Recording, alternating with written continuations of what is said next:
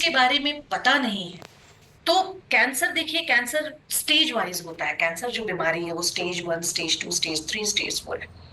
अगर stage 1, stage 2 तक पकड़ा जाए तो उसको पूरी तरह से ठीक भी किया जा सकता है या एक इंसान नॉर्मल जिंदगी जी सकता है।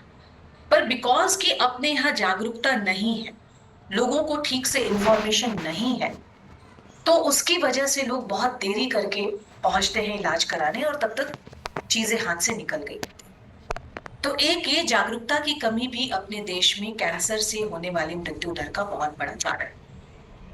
आनुवंशिक कारण, आनुवंशिक, थोड़ा सा जो लोगों ने अगर साइंस को नहीं पढ़ा होगा उनके लिए ये थोड़ा सा एक डिफिकल्ट टर्म है, तो मैं उसको थोड़ा सा आसान बनाती हूँ। जीन्स, जेनेटिक, क्या है जीन्स?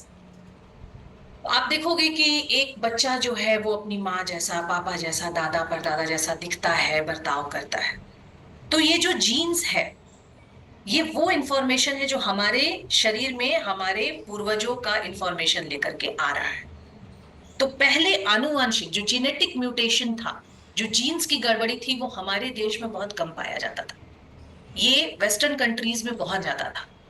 लेकिन आज कुछ हुआ है, हालात, इन्वायरमेंट, अब जिस भी चीज को आप जिसको भी हम बोलना चाहें, उनकी वजह से ये जेनेटिक म्यूटेशन भी एक कारण है जिसकी वजह से हमारे यहाँ कैंसर काफी बढ़ता जा रहा है। सो जीन्स में क्या होता है कि जो भी हमारे पूर्वजों की अच्छी चीजें होती हैं, फंक्शंस, इंफॉर्मेशन होती है, वो हमारे बॉडी में भेजी जाती है और बॉडी हमारा उसको कॉपी करता है। तो कभी कभी कॉपी करने में कुछ गड़बड़ भी हो जाती है। तो ये हुआ आनुवंशिक कारण। अब स्वास्थ्य देखभाल की असमानता, 2024 में हम पहुंच गए, हम चांद तक पहुंच गए। लेकिन अभी भी आप अगर छोटे कस्बों में, गांव में जाकर देखते हैं, तो हमारा जो हेल्थ सिस्टम है वो अभी भी अप टू मार्क नहीं है। और कोविड के टाइम में तो ये हमने बहुत अच्छी तरह से देख लिया है। तो ये जो हमारे यहाँ हेल्थ सिस्टम का अभी भी इतनी असमानता, बड़े बड़े शहरों में, हम तो बड़े शहरों में बैठे हुए हैं, यहाँ पे सब कुछ आसानी से मिल जाता है। छोटे छोटे गांवों में जो है वो ढंग से डॉक्टर्स अवेलेबल नहीं है, हॉस्पिटल्स अवेलेबल नहीं है। वो भी एक बहुत बड़ा कारण है जो कि हमारे यहाँ कैंसर ने इतना उग्र रूप पकड़ लिया है। और एक जो लास्ट कारण है वो है पर्यावरण। अब देखिए, पर्यावरण में बहुत सारी चीजें आती हैं। पर्यावरण एक ऐसा कारण है जो कि हमारे हाथ में भी है और बहुत सारी चीजें हमारे हाथ में नहीं है। तो जब हम बात करते हैं पर्यावरण की, तो उसमें हवा, पानी, मिट्टी और हम जो प्रोडक्ट्स लगा रहे हैं वो, ये सारी चीजें पर्यावरण में आ जाती है। अभी आप देखोगे कि रोड पे इतने ज्यादा व्हीकल्स बढ़ गए, इतनी गाड़ियां बढ़ गई हैं, उससे जो विषैले गैस निकलते हैं, वो गैस भी कैंसर का कारण है। अभी जो मिट्टी है, इतने पेस्टिसाइड्स जो यूज किए गए हैं, वो मिट्टी भी अपने आप में खराब हो गई है। उस मिट्टी से जो फल फूल, जो खान पान हम लोग खाना पीना निकाल रहे हैं, उसके अंदर भी अब केमिकल्स आ रहा है। वो भी एक कारण है कैंसर का। पानी, साफ पानी, आज भी हमारे देश की जो है वो आधी आबादी को साफ पानी नहीं मिलता है। कितनी दुख की बात है। ये भी एक कारण है जो कि कैंसर को उत्पन्न कर रहा है। एंड देन प्रोडक्ट्स जो आप यूज कर रहे हैं, कितने बार हम लोगों को पता ही नहीं है। मैंने जैसे आपको कहा, इस बात को आप लोग गांठ बांध दीजिएगा, लिख के रख लीजिएगा। कुछ भी मार्केट में खरीदने जाएं तो उसका इंग्रेडिएंट जरूर पढ़ें कि उसके अंदर क्या क्या चीजें मौजूद हैं। और अगर आपने पैराबेन या सिलिकॉन, इस तरह के प्रोडक्ट्स, अगर आपने इस तरह का उस पर लिखा हुआ देखा, तो उस प्रोडक्ट को यूज मत कीजिए।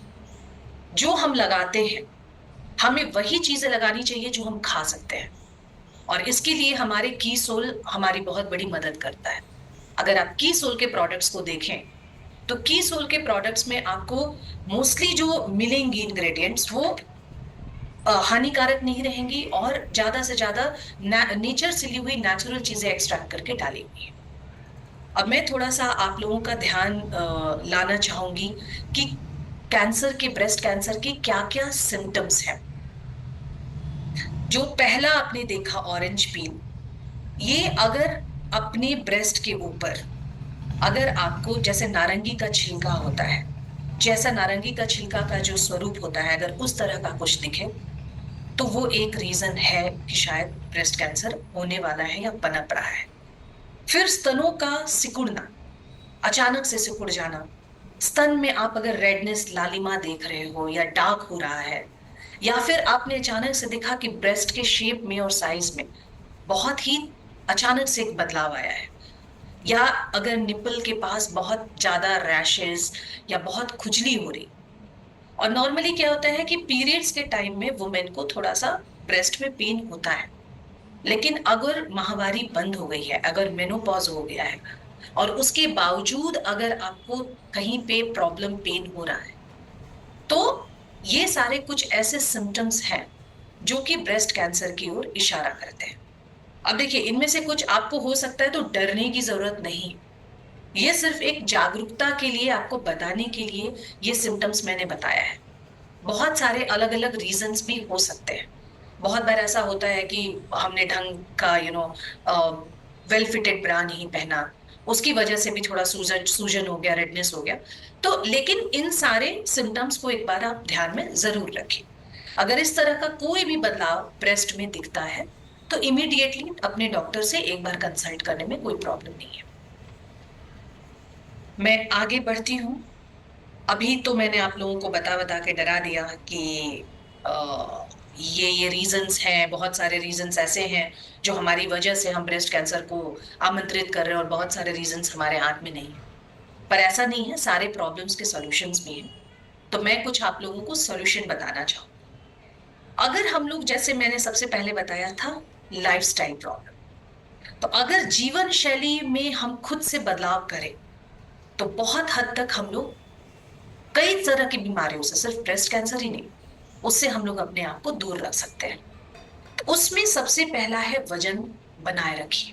वजन को एक लिमिट में रखिए। जब हम जब हम किशोरावस्था में होते हैं या जब हम यंग रहते हैं तो हमारा छरहरा बॉडी होता है, और ये दोनों के साथ होता है, मेन वुमेन दोनों का। Over the period of time, जैसे जैसे हमारा एज बढ़ते जाता है, हम वेट गेन कर लेते हैं। बहुत सारे लोग आजकल, लोग हो गए हैं आजकल, लोग बहुत ही एक्टिव हो गए हैं और अपनी वेट को संभालते हैं। और फिर भी आप देखिएगा कि लोगों ने बहुत वेट पुट ऑन कर। तो देखिए, वजन को एक अच्छे स्तर पे रखना बहुत जरूरी है। शिल्पा शेट्टी बनने की जरूरत नहीं है, लेकिन फिर भी। और उसके लिए मैं आपको एक तरीका बताती हूँ। एक वर्ड होता है बीएमआई। अगर आप लोगों ने कॉपी पेन लिया हुआ है तो उसको जरूर अपने पास लिख के रखिएगा, बॉडी मास इंडेक्स।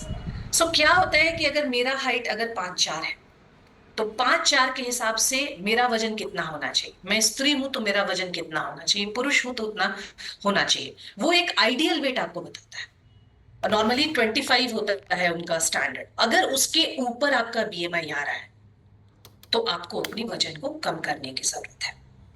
तो पहला तो हो गया कि हमें अपने वेट को मेंटेन रखना है, सिर्फ आकर्षक दिखने के लिए ही नहीं, स्वस्थ रहने के लिए। दूसरा, नियमित शारीरिक गतिविधि। ये हर कोई जानता है, लेकिन यहां हम बन जाते हैं हनुमान, हम भूल जाते हैं। अभी हमारे जैसे, हम बड़े शहर में रह रहे हैं तो हमारे पास जिम है, हम लोग वहां जाते हैं, जिम करते हैं। लेकिन ये एक्सक्यूज मत बनाइए। योगा हो गया, रामदेव जी आते हैं सुबह सुबह, इतना योगा सिखाते हैं। ब्रिस्क वॉक, मतलब तेजी से चलना। ऐसा चलना 1 घंटे का कम से कम इस तरह से वॉक कीजिए कि थोड़ा सा आपका सांस बढ़े और थोड़ा आपका हार्ट बीट बढ़े। सैर करने नहीं जाना है। तो इस तरह से कुछ कुछ आप 2-3 तरीका अपना सकते हैं, जिससे कि आपका बॉडी फिजिकली, हम लोग मूव करने के लिए ही बने थे। हमें जो नेचर बनाया है, हम लोगों को एक जगह बैठना नहीं था। एक वर्ड होता है काउच पोटैटो, मतलब आलू जो कि सोफा पे रख दिया गया और वहां से हिल नहीं रहा है। तो आजकल हम लोगों ने टीवी वगैरह आने के बाद या लैपटॉप वगैरह आने के बाद हम वही बने हुए हैं। तो हम लोगों को कोशिश करनी चाहिए कि दिन भर एक्टिव रहे। और उसमें आप अलग अलग तरीका भी निजात कर सकते हैं, अपने उन भी तरीका। जैसे मैंने क्या किया है, मैं हर 1 घंटे पे पानी पीती हूँ। तो मैंने पानी को थोड़े दूर पे रखा हुआ है, मैं उठती हूँ, जाती हूँ, एक चक्कर लगाती हूँ, पानी पीती हूँ, आ जाती हूँ। तो इस तरह से आप अपनी बॉडी का मूवमेंट कर सकते हैं। तीसरा, अल्कोहल का सेवन सीमित करें। इसके ऊपर तो एक पूरा सेशन चल सकता है।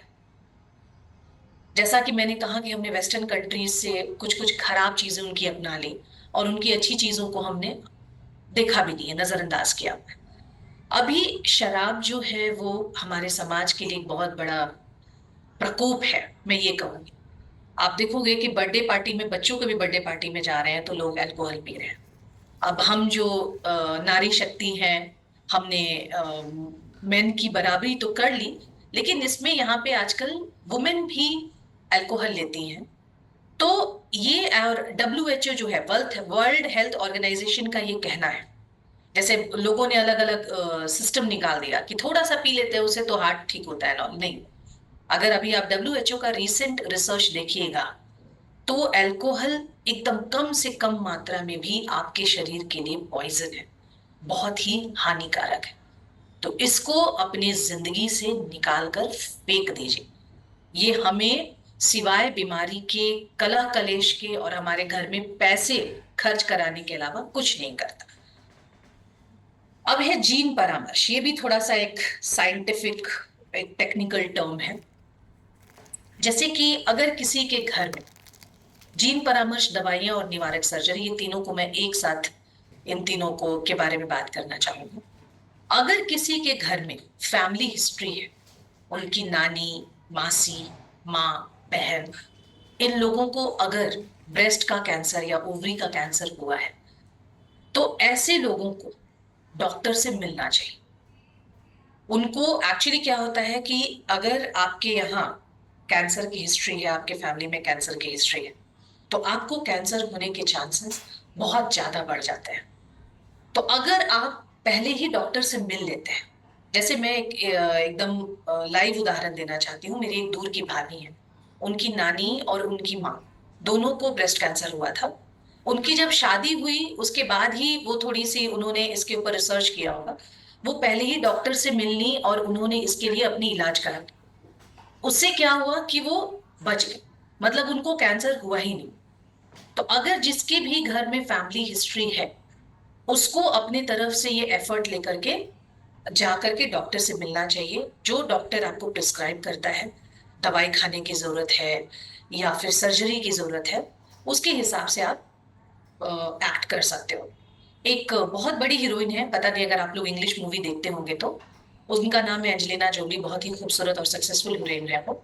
तो उनकी यहाँ फैमिली हिस्ट्री थी ब्रेस्ट कैंसर की। उन्होंने वेट नहीं किया, वो गई और उन्होंने जाकर सर्जरी करा ली। मास्टेक्टोमी करके एक सर्जरी होती है उन्होंने, जिसमें उनके ब्रेस्ट को ही उन्होंने रिमूव करा दिया। और ये एक हीरोइन के लिए, जो कि अपने खूबसूरती के लिए बहुत जाने जाते हैं, बहुत बड़ा स्टेप था। और उन्होंने इस बात को छुपाया नहीं, वो आई और उन्होंने इस बात को दुनिया के सामने रखा, ताकि ज्यादा से ज्यादा लोग इस चीज के लिए जागरूक हो और डॉक्टर के पास बिना देर किए जाए। और कैंसर से बचने के लिए पर्यावरणीय प्रदूषकों के संपर्क को कम करें। कोई भी एनवायरनमेंट में ऐसी चीजें हैं जो कि कैंसर को पनपाने में मदद करती हैं। जैसे पहला एग्जांपल मैं देना चाहूंगी डिवाइस और फोन का। हम लोग रात में भी एकदम अपने गले से लगाकर फोन को सो रहे हैं, अपने लैपटॉप को रख रहे हैं। तो इसको हम थोड़ा अपने से दूर रख सकते हैं, कम से कम 8 घंटे तो रख सकते हैं, कमरे के बाहर रख सकते हैं। तो ये करें। दूसरा होता है कि बहुत सारे लोग स्मोक करते हैं। हम नहीं स्मोक कर रहे हैं, लेकिन हम उनके बाजू में बैठे हुए हैं, उसको बोलते हैं पैसिव स्मोकिंग।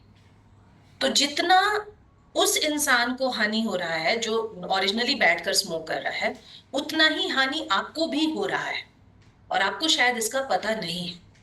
तो अपने आप को, इस तरह का जो भी माहौल है, उसे अपने आप को बचा करके देखिए।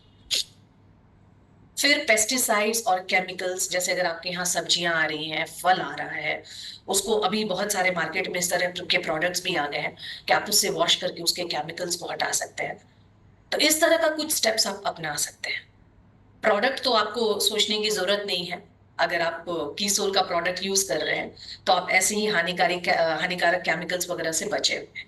तो ऐसे प्रोडक्ट को यूज कीजिए जो ऑर्गेनिक हैं, जो नेचुरल चीजों से बने हुए हैं।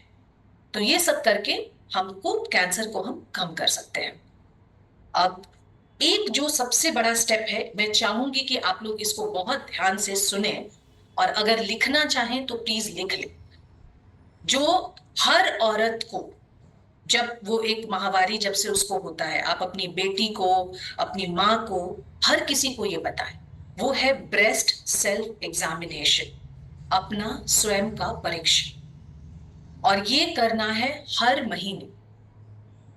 तो जब माहवारी के दौरान, नहीं माहवारी के दौरान ऐसे ही थोड़ा हार्मोनल चेंजेस रहता है हमारे बॉडी में और हमारे ब्रेस्ट में थोड़े से बदलाव रहते हैं, तो माहवारी से कुछ दिन के बाद अपने फोन के कैलेंडर में या अपने घर के कैलेंडर में एक डेट मार्क कर लीजिए और उस डेट पे आपको अपना सेल्फ एग्जामिनेशन करना है। उसका क्या प्रोसेस है? बहुत सिंपल है और मैं बहुत ओपन होकर के खुल करके आपको बताने वाली, तो ध्यान से सुनिएगा, मेरे साथ जुड़े रहिएगा। आपको टॉपलेस होकर के अपने टॉप को रिमूव करके एक शीशा के सामने खड़े हो जाना है और शीशा के सामने खड़े होकर अपने आप को ध्यान से अपने स्तन को देखना है। क्या देखना है? स्तन के साइज को, स्तन के शेप को और स्तन के स्किन को, ये तीनों को ही आपको ध्यान से देखना है और ये देखने की कोशिश करनी है कि कहीं कोई गठान, कहीं कोई गांठ तो नहीं है। अगर वो नहीं है, बहुत अच्छी बात है। उसके बाद आपको क्या करना है? आप थोड़ा सा आगे झुक जाइए और झुक करके फिर से अपने आप को शीशे में देखिए। आपको अपने निपल्स को देखना है। दोनों जो निपल्स है वो एक बराबर ही लटकने चाहिए। अगर किसी में आपको तनाव दिखता है तो वो गड़बड़ है, वहां पे आपको सतर्क हो जाना है। तो ये दो चीजें। उसके बाद जब हमने अच्छे से परीक्षण कर लिया, जब अच्छे से अपने आंखों से देख लिया, तो आपको क्या करना है? अपने दोनों हाथ को पीछे ऐसे सर के ऊपर रखना है और उसके बाद फिर खुद को देखना है। इससे क्या होगा? इससे जो निप्पल के नीचे का जो एरिया है, अगर उसमें कहीं कोई बदलाव है तो वो आपको दिख जाएगा। तो ये था तीसरा स्टेप। प्लीज स्टेप इसको याद रखिएगा। पहला है टॉपलेस, आप मिरर के सामने खड़े हैं, खुद को आकार, शेप, साइज, स्किन सब देख रहे हैं, अब सब कुछ सही है। उसके बाद आप थोड़ा सा शीशा के सामने झुक जाते हैं और उसके बाद आप अपने निपल्स के देखते हैं कि दोनों का एक आकार में दोनों नीचे लटकने चाहिए, किसी में खिंचाव तो नहीं है। फिर आपने दोनों हाथ अपने सर के पीछे रखा और फिर अपने आप को देखा। अगर कहीं पे आपको कोई बदलाव नहीं दिखता है तो यहाँ ये आपका एक स्टेप पूरा हो गया। अब जो दूसरा स्टेप है उसमें आपको खुद को छू करके और तब अपना निरीक्षण करना है। और कैसे छूना है वो मैं बता रही हूँ। ये देखिए, ये जो 3 फिंगर्स है ना, ये 3 फिंगर्स हमने ऐसे ज्वाइन किया, ठीक है, और इस तरह से टच करना है दबा के, ठीक है। और ये कहां से शुरू करना है? अगर आपको अपने लेफ्ट ब्रेस्ट का अगर आप स्क्रीनिंग कर रहे हो तो राइट हैंड से कीजिए, और अगर राइट ब्रेस्ट का स्क्रीनिंग कर रहे हैं तो लेफ्ट हैंड से कीजिए। आर्मपिट से, कांख से शुरू करना है। कांख से शुरू करना है दोस्तों, सिर्फ ब्रेस्ट के ऊपर ध्यान नहीं देना है, कांख भी आर्मपिट भी इक्वली इंपॉर्टेंट है। और ऐसे ही गोल गोल करते हुए आप कांख से छूते हुए नीचे ब्रेस्ट तक आइएगा। ब्रेस्ट के गोलाकार में आप धीरे धीरे धीरे धीरे करके छूइएगा और छूकर आप क्या फील करने की कोशिश करें? आपको ये जानने की कोशिश करनी है कि कहीं कोई गांठ, कहीं कोई गठान, कोई ट्यूमर तो नहीं है। और यही प्रोसेस आपको दोनों तरफ अपने ब्रेस्ट में दोहराना है। बस ये टोटल करने में आपको 5 से 10 मिनट का टाइम लगेगा। नॉर्मली नहाने के बाद अगर आप करते हैं बाथरूम में तो स्किन हमारा थोड़ा सा भीगा हुआ रहता है तो और अच्छे से हमें समझ में आता है। तो ये जो है, ये सबसे बड़ा जो पूरा जो मेरा प्रेजेंटेशन है, जो मैंने अभी तक बात की है, उसका जो सबसे बड़ा टेक अवे है वो यही है।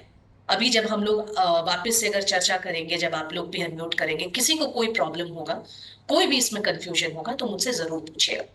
पर प्लीज ब्रेस्ट सेल्फ एग्जामिनेशन हर महीने करना है। एक 18 साल की भी लड़की को करना है और एक 60 साल की भी महिला को करना है, और ये हर महीने करना है। एक डेट कैलेंडर में डालना है, अपने लिए 5 मिनट निकालना है। ये एक ऐसा स्टेप है जो आपको शायद बहुत बड़े होने वाले आने वाले प्रॉब्लम से बचा सकता है। अब हम बात करते हैं कि अगर अगर हमें कहीं कोई गांठ, कोई गठान महसूस हुआ तो उससे डरने की जरूरत नहीं है दोस्तों। नॉर्मली 10 में से जो 9 गांठें होती हैं, जो 9 ट्यूमर्स होते हैं, वो नॉन कैंसरस होते हैं। उसमें से एक आधी ऐसा हुआ जो कि शायद कैंसर का रूप ले ले। एंड अगेन, जैसा कि मैंने बताया था कि कैंसर 4 स्टेज में होता है, स्टेज 1, 2, 3, 4। अगर वो अर्ली डिटेक्ट, अगर वो पहले पकड़ में आ जाए तो उसका इलाज संभव है और एक नॉर्मल जिंदगी भी संभव है। मैंने अपने आसपास कई लोगों को देखा है, वो एकदम नॉर्मल हमारी तरह से जिंदगी जी रहे हैं, और बल्कि अब और ज्यादा अलर्ट होकर के और ज्यादा एक्टिव होकर के जी रहे हैं। और अगर आपको स्क्रीनिंग में कुछ भी समझ में आता है तो अब आपको जाना है डॉक्टर के पास। डॉक्टर जो है वो कैसे कैसे एग्जामिनेशन करते हैं, मैं कुछ आपको उसके लिए भी जानकारी दे देना चाहती हूँ। अगर आप किसी भी डॉक्टर के पास स्क्रीनिंग के लिए जाते हैं तो पहले वो आपका पर्सनल एग्जामिनेशन करेंगे, फिर वो अल्ट्रासाउंड कराते हैं, मेमोग्राम कराते हैं, एमआरआई, ब्रेस्ट बायोप्सी, ये सब कुछ ऐसे स्क्रीनिंग टेस्ट है जो क्लिनिकल टर्म्स में डॉक्टर आपको सजेस्ट करेगा। अब कैसे लोग हैं, वो कौन से लोग हैं जिनको कि जाना चाहिए क्लिनिकल टेस्ट के लिए, उसके ऊपर मैं थोड़ा सा चर्चा करना चाहूंगी। पहला तो जैसा मैंने बताया कि अगर अपने सेल्फ स्क्रीनिंग में, अगर खुद से, अगर अपने अपना आप खुद से देख रहे थे और उसमें आपको कुछ गड़बड़ होती है तो आप जाइए। दूसरा, अगर फैमिली हिस्ट्री है, अगर आपकी माँ, मासी, बहन, नानी,